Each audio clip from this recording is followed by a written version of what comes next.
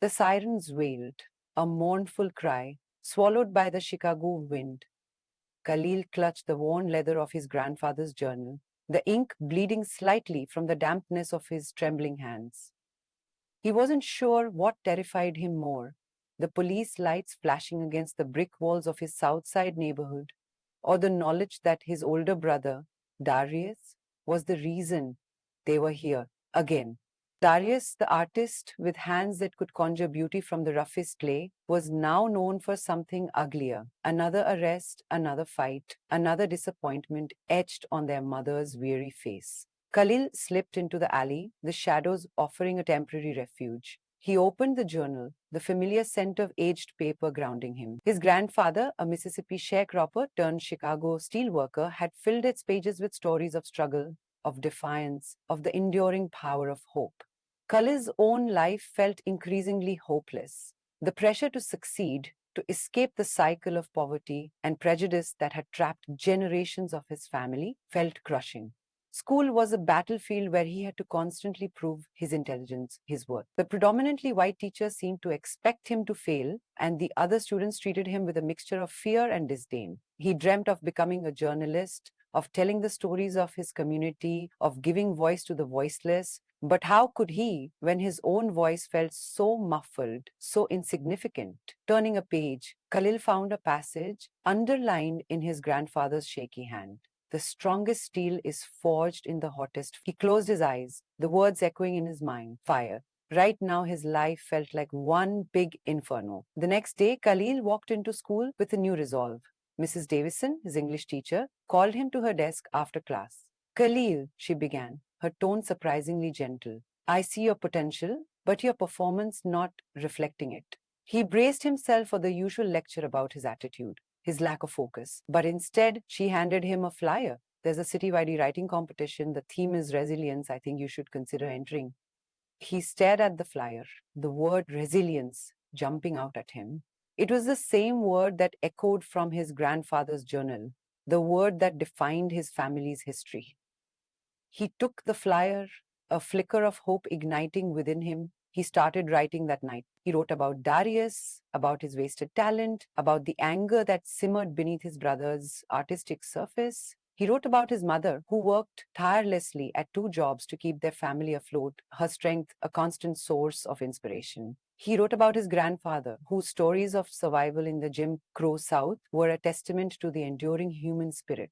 He wrote about the fear he felt walking home alone at night, the weight of being judged by the color of his skin. He poured all his pain, his frustration, his hope onto the page. As he wrote, he felt a sense of release, a sense of power. He was no longer just a silent observer, a victim of circumstance. He was a storyteller, shaping his own narrative. The competition deadline loomed, and Kahlil worked tirelessly, polishing his essay, refining his voice. He showed it to Mrs. Davison, who offered constructive criticism and encouragement. For the first time, he felt seen, understood. Days turned into weeks, and finally, the day of the awards ceremony arrived. Kahlil felt a knot of anxiety in his stomach. He scanned the audience, searching for his mother and Darius. His mother smiled proudly, but Darius was nowhere to be seen. As the ceremony progressed, Kahlil felt his hope dwindling.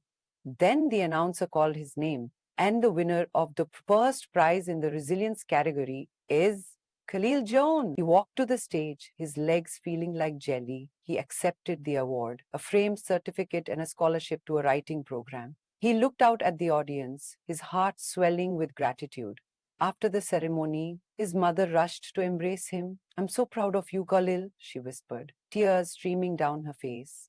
Suddenly, he felt a hand on his shoulder. He turned to see Darius standing there, his eyes red-rimmed but filled with genuine pride. That was incredible, bro, Darius said, his voice thick with emotion. I knew you had it in you. Kahlil knew that Darius still faced challenges, that their lives wouldn't magically transform overnight. But in that moment, he felt a sense of hope, a belief in the power of his own voice.